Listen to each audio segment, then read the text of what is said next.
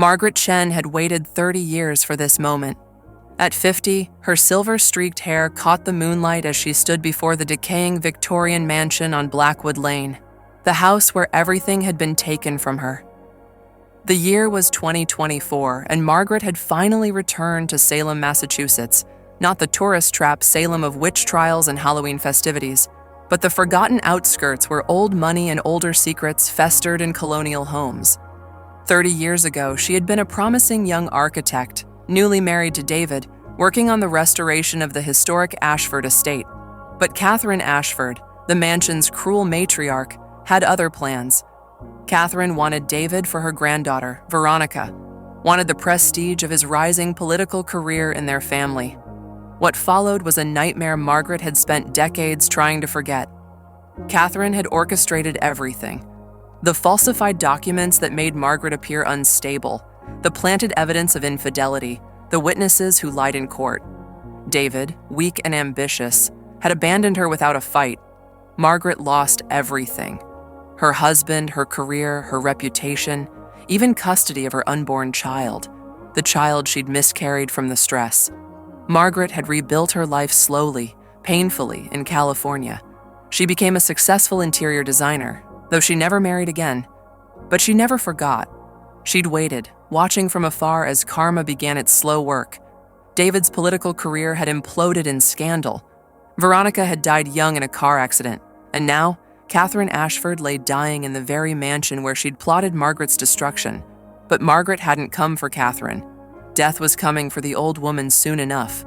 No, Margaret had come for something else, something Catherine treasured more than life itself: the Ashford Legacy.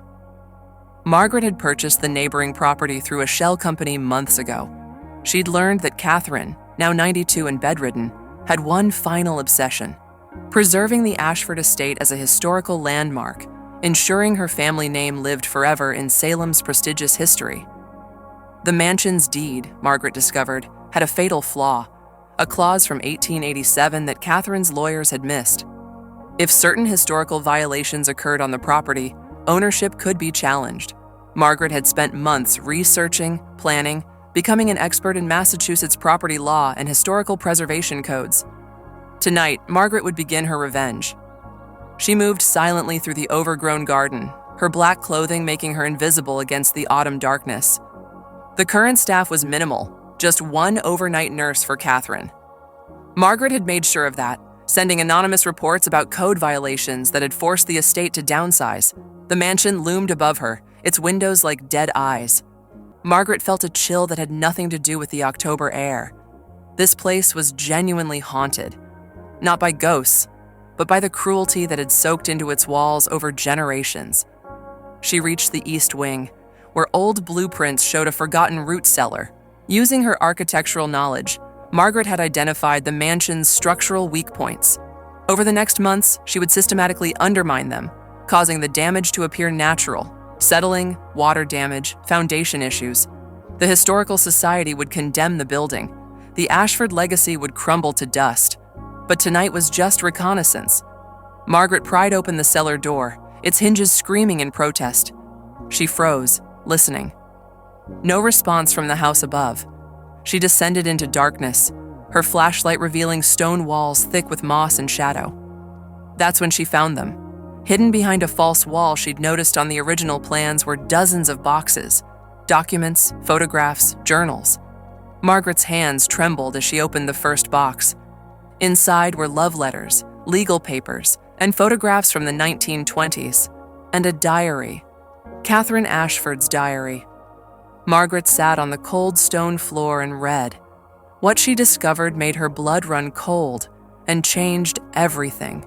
Catherine hadn't just destroyed Margaret's life. She'd done it to dozens of women over the decades. Each one had threatened the Ashford family's status somehow. Each one had been systematically ruined. The diary detailed every scheme, every manipulation, written in Catherine's precise handwriting with disturbing pride. But there was more. Evidence of darker crimes. Disappearances.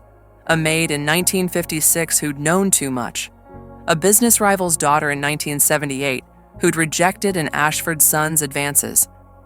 The diary suggested these women hadn't just been ruined, they'd been buried on the property. Margaret's revenge suddenly seemed inadequate. Destroying a legacy wasn't enough, not for this. Justice demanded more. She gathered the documents, filling her bag with decades of evidence. As she climbed back up the cellar stairs, she heard something, a wet, rasping sound from above. Catherine was awake. Margaret found herself climbing the main staircase, drawn inexorably toward the second floor. The nurse had fallen asleep in a chair outside Catherine's room. Margaret slipped past her. The old woman lay in her grand bed, a shriveled husk of the powerful matriarch she'd once been. But her eyes, those cold blue eyes, were still sharp with malice. "I knew you'd come," Catherine whispered, her voice like dead leaves. "I've been waiting."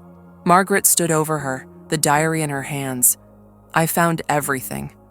Catherine smiled, a terrible expression on her withered face. "Then you know. We're the same, you and I, both willing to do anything for revenge."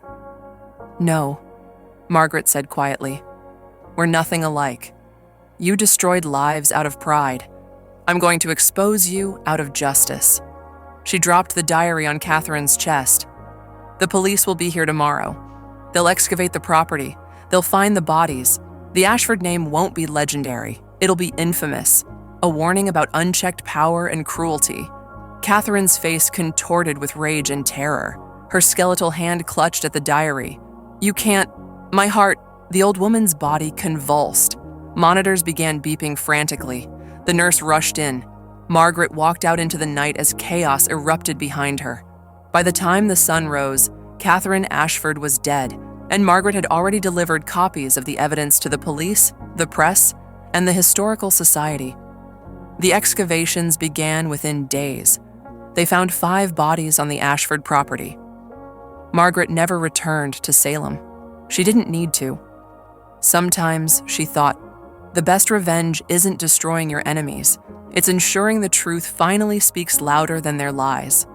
Justice, Margaret learned, doesn't always roar. Sometimes it whispers from the grave. The end.